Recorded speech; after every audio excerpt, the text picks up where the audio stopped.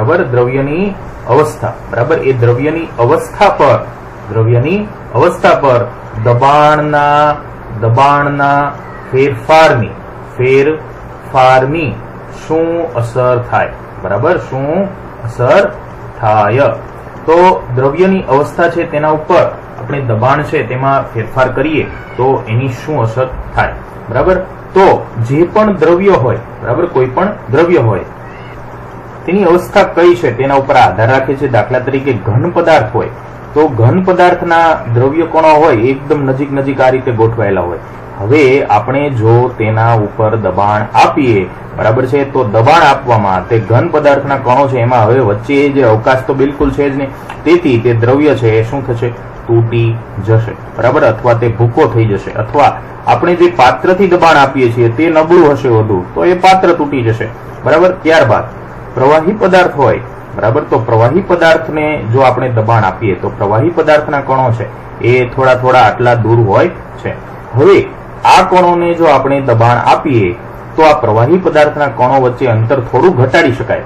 તો પ્રવાહી જે પદાર્થ છે બરાબર એને આપણે અંતર થોડું જ ઘટાડી શકીએ બરાબર પણ તેની અવસ્થામાં ખૂબ લાંબો ફેરફાર જે છે એ થઈ શકશે નહીં બરાબર અને હવે આ જે પદાર્થ છે એની અંદર આપણે વાત કરીએ વાયુ પદાર્થની તો વાયુ પદાર્થ જે છે એ વાયુ પદાર્થના કણો છે એ ખૂબ જ દૂર રહેલા હોય બરાબર છે અને આ વાયુ પદાર્થ છે એને જો આપણે વધુ દબાણ આપીએ તો વાયુ પદાર્થનું પ્રવાહી પદાર્થમાં રૂપાંતર થઈ શકે એનું ઉદાહરણ લઈએ કે આપણે જે કુદરતી વાયુ છે કુદરતી વાયુ એટલે કે જે આપણે અત્યારે ગેસ ચૂલાની અંદર વાપરીએ છીએ બરાબર તેની અંદર જે કુદરતી વાયુનું એક રૂપાંતર છે જેને કહેવાય કમ્પ્રેસ્ડ નેચરલ ગેસ શું કહેવાય કમ્પ્રેસ્ડ નેચરલ ગેસ તો નેચરલ ગેસને દબાણપૂર્વક ભરવામાં આવે છે તો એનું દબાણ થોડું કરી અને તેને બોટલની અંદર ભરવામાં આવે છે જે કારની અંદર આપણે વાપરીએ છીએ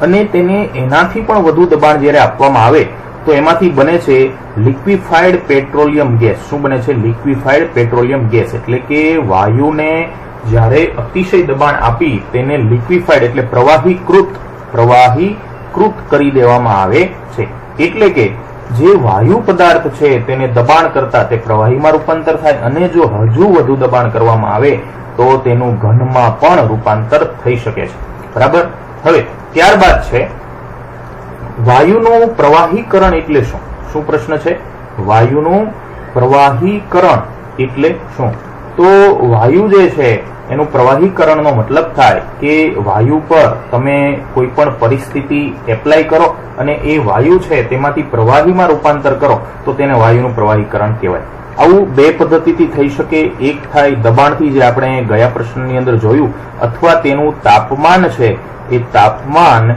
ઘટાડવામાં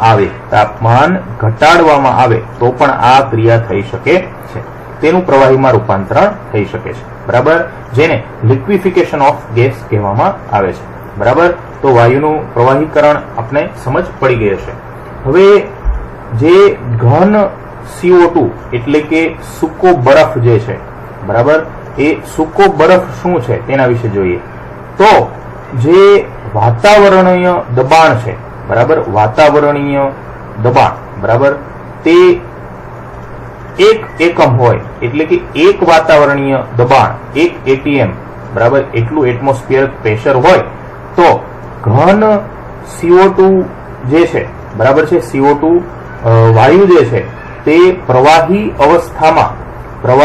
અવસ્થામાં આવ્યા વગર સીધો જ તે શું બની જાય છે વાયુ અવસ્થામાં પરિવર્તિત થઈ જાય છે બરાબર છે અને તેને શું કહેવામાં આવે છે સૂકો બરફ કહેવામાં આવે છે કે જે બરફ CO2 જે હોય એ ઓછા તાપમાને એકદમ રહેલો હોય તો એ ઘન અવસ્થામાં CO2 હોઈ શકે છે જો એને 1 atm જેટલું વાતાવરણીય દબાણ આપવામાં આવે તો એ જે પ્રવાહી બન્યા સિવાય સીધો જ વાયુ બની જાય છે અને તે ક્રિયા જે છે તેને શું કહેવામાં આવે છે સૂકો બરફ તે રચનાને કહેવામાં આવે છે ત્યારબાદ આપણે જોઈએ કે દ્રવ્યની 3 અવસ્થા છે ઘન પ્રવાહી અને વાયુ બરાબર તો ઘન અને પ્રવાહી અને વાયુ આ 3 અવસ્થા ઇન્ટરચેન્જેબલ છે એટલે કે આંતરિક રૂપાંતરિત થઈ શકે છે બરાબર જેમ કે અહીંયા આપણે વાત કરીએ કે પ્રવાહી જે છે બરાબર, તેને ઘનમાં રૂપાંતરિત કરી શકાય છે, જેમ કે એને પ્રેશર આપવામાં આવે, બરાબર છે, અથવા તેને ઠંડુ પાડવામાં આવે, બરાબર. તે રીતે ઘન છે તેને વાયુ પદાર્થમાં રૂપાંતરિત કરી શકાય છે, જેમ કે ઉધર્વપાતનની જે ક્રિયા છે, ઉધર્વપાતન, બરાબર, એ ઉધર્વપાતનની ક્રિયા દ્વારા તે થઈ શકે છે. અહીંયા પ્રવાહી પદાર્થ છે તેને ઘનમાં રૂપાંતરિત કરી શકાય છે, અને ઘન પદાર્થ જે છે તેને પ્રવાહીમાં પણ રૂપાંતરિત કરી શકાય છે. જેમ કે ઘન પદાર્થને પ્રવાહીમાં ગલન દ્વારા રૂપાંતરિત કરી શકાય, જ્યારે પ્રવાહીને ઘનમાં ઠારણ દ્વારા રૂપાંતરિત કરી શકાય. તે રીતે જે વાયુ પદાર્થ અહીંયા આપણે વાત કરી કે ઘનમાંથી વાયુ પદાર્થ પણ બનાવી શકાય છે, તો પ્રવાહી પદાર્થ જે છે તેનું બાષ્પીભવન થાય, બરાબર, બાષ્પીભવનની ક્રિયા થાય તો તે વાયુમાં રૂપાંતરિત થાય છે. તે રીતે વાયુ પદાર્થ છે તેનું સંઘનન પ્રક્રિયા જે થાય, બરાબર, તો સંઘનન પ્રક્રિયા દ્વારા તેનું પ્રવાહીમાં રૂપાંતરિત થઈ શકે છે, બરાબર. હવે કેટલાક આપણે નાના એવા દાખલા લઈએ છીએ કે ભાઈ 300 કેલ્વિન તાપમાન હોય તો એને અંશ સેલ્સિયસમાં કેવી રીતે ફેરવવું, તો આપણે આગળ વાત કરી તે રીતે તેને 273 છે તેમાંથી બાદ કરતા જે જવાબ મળે 27 અંશ સેલ્સિયસ. ત્યારબાદ 573 કેલ્વિન તાપમાન હોય, બરાબર છે, તેને આપણે અંશ સેલ્સિયસમાં ફેરવવા 273 એમાંથી પણ બાદ કરીએ તો શું જવાબ આવે? 300 અંશ સેલ્સિયસ જવાબ આવે.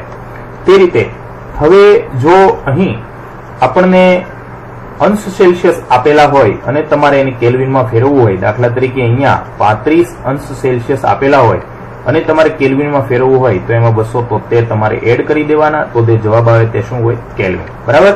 ચાલો, ત્યારબાદ આપણે જોઈએ કે પાણી છે એની અવસ્થાના બે પ્રશ્નો છે કે જો કોઈ પાણી છે તેનું તાપમાન છે, બરાબર છે, તે 250 અંશ સેલ્સિયસ જેટલું હોય તો તેની અવસ્થા કઈ હશે? પાણીનું જે તાપમાન છે તે 250 અંશ સેલ્સિયસ હોય તો તેની અવસ્થા શું હશે? તો તે બાષ્પ સ્વરૂપે હશે, કારણ કે 100 અંશ સેલ્સિયસ તાપમાને તો તેનું ઉત્કલન થઈ જાય છે, એટલે કે ઉત્કલન બિંદુ એનું કેટલું છે? 100 અંશ સેલ્સિયસ. તો અહીંયા તો વાત કરી છે આપણને કેટલી? 250 અંશ સેલ્સિયસ. તેથી તે કેવા સ્વરૂપે હશે? બાષ્પ સ્વરૂપે હશે. ત્યારબાદ જો 100 અંશ સેલ્સિયસ તાપમાન હોય તો શું હશે? બરાબર, તો તે પ્રવાહી હશે અને બાષ્પ પણ હશે, એટલે કે પ્રવાહી હજી બાષ્પ બની રહ્યું હશે, બરાબર છે, પણ બધું પ્રવાહી બાષ્પ બની ગયેલ હશે નહીં. હવે કોઈ પણ દ્રવ્ય છે, એક નાનું એવું કારણ આપેલું છે કે આ આપણે આગળ ભણી ગયા છીએ તેના વિશે જ બધી અહીંયા વાત કરેલી છે. કોઈ પણ દ્રવ્ય છે, બરાબર છે, તેની અવસ્થા દરમિયાન, અવસ્થાના પરિવર્તન દરમિયાન તાપમાન છે એવું અચળ રહે એવું બને ખરા? તાપમાન અચળ રહે એવું બને ખરા? બરાબર, તો હા, તો એ તાપમાન જે અચળ રહે છે તે ઘટના છે તેને શું કહેવામાં આવે છે? ગુપ્ત ઉષ્મા કહેવામાં આવે છે, બરાબર છે, કે દ્રવ્યની અવસ્થા બદલે છતાં તેનું તાપમાન કેવું રહે છે? અચળ રહે છે. તેને શું કીધું હતું આપણે? ગુપ્ત ઉષ્મા કહેલું હતું. ત્યારબાદ આપણે વાતાવરણીય વાયુઓના પ્રવાહીકરણની સ્થિતિ એના વિશે પણ ભણી ગયા છીએ. બાષ્પીભવન જે છે તે પણ આપણે ભણી ગયા છીએ કે બાષ્પીભવન એટલે શું અને બાષ્પીભવન પર અસર કરતા જે પરિબળો છે તે આપણે જોવાના છે. તો બાષ્પીભવન એટલે શું? તો જ્યારે કોઈ પદાર્થ છે, બરાબર, તેને ઉત્કલન બિંદુથી ઓછું તાપમાન હોય, બરાબર, ઓછું તાપમાન હોય અને તેમ છતાં તેનું વાયુમાં રૂપાંતરિત થઈ જાય, બરાબર છે, તો એને શું કહેવામાં આવે છે? બાષ્પીભવન કહેવામાં આવે છે. કે થોડા પ્રમાણમાં એ ક્રિયા થતી હોય છે. એની અંદર આપણે ઉદાહરણ તરીકે લઈએ કે એક રકાબીની અંદર આપણે પાણી ભરીએ અને એની અંદર જે પાણી ભરેલું છે એ પાણી આપણે એને રકાબીને ત્યારબાદ તડકામાં ખુલ્લી મૂકી દઈએ તો અહીંથી વરાળ સ્વરૂપે થોડું પાણી બાષ્પ સ્વરૂપે એ દૂર થઈ જશે ને, અને થોડા સમય બાદ જે પાણી છે તેમાંથી દૂર થઈ જશે. તો આ જે ક્રિયા છે એક બાષ્પીભવનની ક્રિયા છે. તો બાષ્પીભવનની ક્રિયા પર અસર કરતા જે પરિબળો છે તે કયા કયા છે? તો બાષ્પીભવનની ક્રિયા જે છે એની અંદર પહેલા તો શું થાય? આપણે પાણીના ઉદાહરણ દ્વારા થોડુંક વિસ્તૃત રીતે સમજીએ કે પાણીના જે કણો હોય છે એ પાણીના કણોનું આ રીતે લેયર હોય છે, બરાબર છે. આ કણો છે એ સતત ગતિશીલ હોય અને આ બધા એના શું હોય છે? લેયર, બરાબર. ચાલો, હવે આ જે સૌથી ઉપરનું લેયર હોય એ પાણીના અણુઓ એકબીજા સાથે અહીંયા શું દર્શાવતા હોય છે? આકર્ષણ બળ દર્શાવતા હોય છે. પણ અહીંયા જે ગતિશીલતા હોય એ ગતિશીલતાને લીધે આ પાણીનું સૌથી ઉપરનું લેયર હોય છે તેના કણો છે એ આ આકર્ષણ બળમાંથી શું થઈ જાય છે? મુક્ત થઈ જાય છે. અને ગતિજ ઉર્જાને લીધે તે આકર્ષણ બળમાંથી મુક્ત થઈ જતા તેઓ વાતાવરણમાં વરાળ સ્વરૂપે ઉડી જાય છે. અને આ ક્રિયા છે તેને શું કીધું છે? બાષ્પીભવન. ચાલો હવે આપણે બાષ્પીભવનની પ્રક્રિયા ઉપર અસર કરતા પરિબળો જોઈએ. તો સૌથી પહેલી વસ્તુ છે કે સપાટીનું ક્ષેત્રફળ વધારવાથી, બરાબર, તો આપણને ખબર છે કે જેમ સપાટીનું ક્ષેત્રફળ વધે તેમ બાષ્પીભવનની ક્રિયા વધે, બરાબર. જેમ કે આપણે કપડાં સુકવીએ તો કપડાને આપણે ભેગા સંકેલીને તડકામાં મૂકીએ, બરાબર, સંકેલીને, બરાબર, આ રીતે ગળી વાળી અને એને તડકામાં મૂકીએ, બરાબર, આ રીતે. અને એની જગ્યાએ આપણે એવું કરીએ કે આ જે શર્ટ એક આપણે અહીંયા રાખેલો છે, બરાબર, તો આ શર્ટ છે એને ગળી વાળીને મૂકીએ અને એની જગ્યાએ એક દોરી પર આ રીતે આમ સૂકવીને મૂકીએ તો એમાં કઈ પદ્ધતિથી એ જલ્દી સુકાઈ જશે? તો આ જે શર્ટ છે તે આ રીતે સૂકવીએ જ્યારે ખુલ્લો રાખી તો એ વધુ ઝડપથી સુકાશે, કારણ કે અહીં જે સપાટીનું ક્ષેત્રફળ છે તે કેવું છે? વધારે મળેલું છે. ત્યારબાદ તાપમાનનો વધારો, બરાબર, તાપમાનનો વધારો. તો આપણે એકદમ સામાન્ય રીતે સમજી શકીએ કે જેમ તાપમાન વધે તેમ કણો છે તેની ગતિ ઉર્જા વધે અને ગતિ ઉર્જા વધે તેમ બાષ્પોત્સર્જન છે એ વધે. હવે શિયાળાની અંદર કપડાં વધુ ઝડપથી સુકાય કે ચોમાસાની અંદર વધુ ઝડપથી સુકાય કે પછી ઉનાળાની અંદર વધુ ઝડપથી સુકાય? તો કે ઉનાળામાં વધુ ઝડપથી સુકાય, કારણ કે તાપમાન વધારે છે. ત્યારબાદ ભેજની માત્રા પણ એના ઉપર અસર કરે છે, બરાબર છે. ભેજની માત્રા કે જે આપણે અહીંયા પેલી ડીશની જે વાત કરેલી, બરાબર છે, આ ડીશની અંદર જે પાણી ભરેલું છે એ પાણી બહાર જશે તો અહીંયા હવામાં જે પાણીના કણો હોય, પાણીના અણુઓ, એ પાણીના અણુઓ જો હવામાં પહેલેથી વધુ માત્રામાં હાજર હોય તો આ કણો અહીં આવી શકશે નહીં. અને હવામાં રહેલા જે કણો છે, પાણીના અણુઓ છે, તેને શું કહેવામાં આવે છે? ભેજ કહેવામાં આવે છે. તેથી જો પાણી જે છે તે હવામાં પહેલેથી વધુ પ્રમાણમાં હાજર હશે, બરાબર, તો આ બાષ્પ છે તે બનવાની ક્રિયા ધીમી થઈ જશે. આમ હવામાં જો પહેલેથી તેના અણુઓની માત્રા વધુ હોય તો બાષ્પીભવનનો દર ઘટશે, બરાબર. ભેજ વધે તો બાષ્પીભવન ઘટે. શું? ભેજ વધે તો બાષ્પીભવન ઘટે. એટલે કે બાષ્પીભવન એ ભેજના વ્યસ્ત પ્રમાણમાં છે, બરાબર. ભેજ વધે, બાષ્પીભવન ઘટે. ચાલો ત્યારબાદ છે પવનની ઝડપમાં વધારો. પવન પણ અસર કરે ને. દાખલા તરીકે આપણે આ કપડું સૂકવેલું છે અને પવન છે આ રીતે આવે અને જે આ જૂની હવા છે એમાંથી જે આ કણો છે બધા પાણીના એને દૂર લઈ જાય. આ રીતે પવન આવે તો આ કણો છે દૂર જાય તો નવી હવા શું કરે? એનું સ્થાન લે. અને નવી હવા એનું સ્થાન લે ત્યારે શું થાય કે જે નવી હવા છે એની અંદર પાણીના અણુઓ કેવા હશે? સાવ ઓછા. અને તેને લીધે અહીં શું થશે? પવનની ઝડપમાં જેમ જેમ વધારો થાય તેમ બાષ્પીભવનની ક્રિયા શું થાય છે? વધે છે. શું? બાષ્પીભવન વધે છે. ચાલો ત્યારબાદનો જે પ્રશ્ન છે એ પ્રશ્ન એવો છે કે બાષ્પીભવન થાય તો ઠંડક કેમ રહે? બરાબર. બાષ્પીભવનને લીધે ઠંડક કેમ રહે? તો જે બાષ્પીભવન છે એ દરમિયાન જે ઉર્જા છે પાણી, બરાબર, એ સતત શું કરે છે કે દાખલા તરીકે આપણે આમ ખુલ્લું પાત્ર લઈએ, બરાબર, તો આ ખુલ્લા પાત્રની અંદર પ્રવાહી રાખેલ છે, બરાબર, તેની શું બને છે? બાષ્પ બને છે.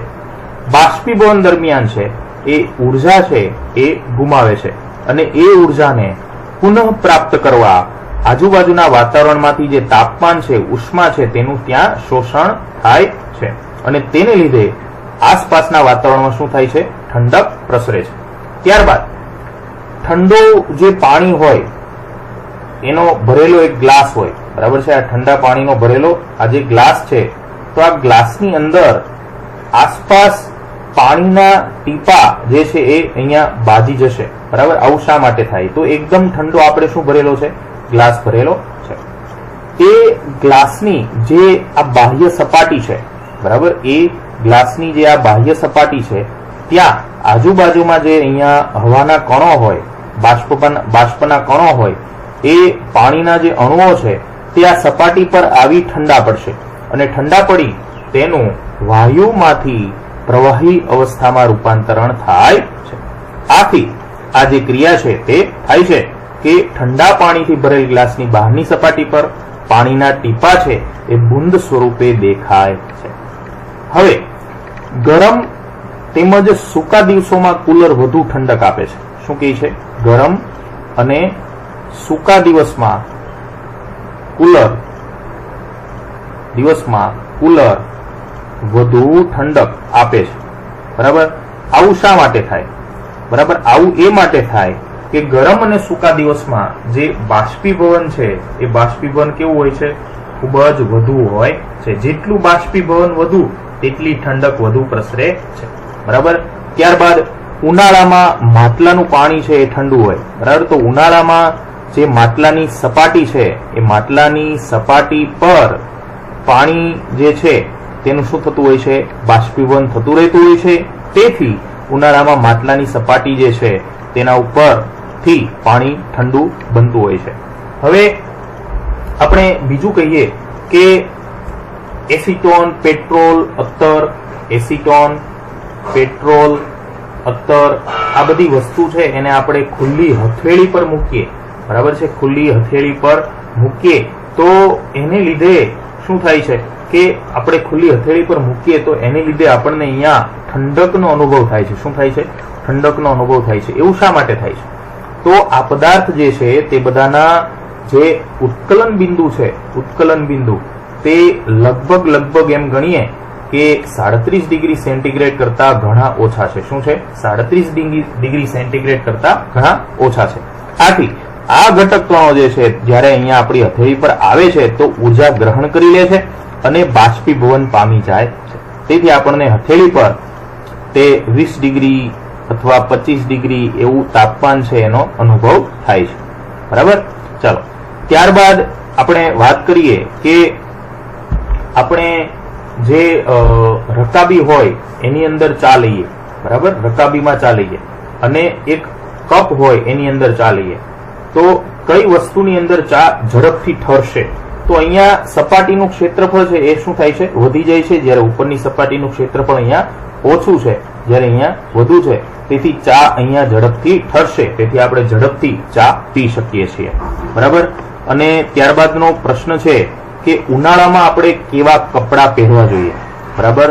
તો ઉનાળામાં આપણે સુતરાઉ કપડાં પહેરવા જોઈએ, કારણ કે સુતરાઉ કપડાં જે છે, બરાબર, એ સુતરાઉ કપડાં વધુ ઝડપથી બાષ્પીભવન દર્શાવે છે, એટલે આપણને જે પરસેવો વળે છે તે ઓછો વળશે. બરાબર? ત્યારબાદ આપણે વાત કરીએ કે વિવિધ રાશિઓ, ભૌતિક રાશિઓ છે તેના એકમો વિશે આપણે છેલ્લે વાત કરીએ કે તાપમાન ભૌતિક રાશિ છે તેનો એકમ છે એ કેલ્વિન છે. ત્યારબાદ લંબાઈ જે છે તેનો એકમ મીટર છે. ત્યારબાદ દળ જે છે તેનો એકમ કિલોગ્રામ છે. ત્યારબાદ બળ છે તેનો એકમ ન્યૂટન છે. ત્યારબાદ કદ છે તેનો એકમ ઘન એમ ક્યુબ, બરાબર, મીટરનો ક્યુબ છે. ત્યારબાદ ઘનતા છે તેનો એકમ કેજી પ્રતિ મીટરનો ઘન, અને જે દબાણ છે તેનો એકમ આપણે આગળ ભણી ગયા છીએ તે રીતે પાસ્કલ છે.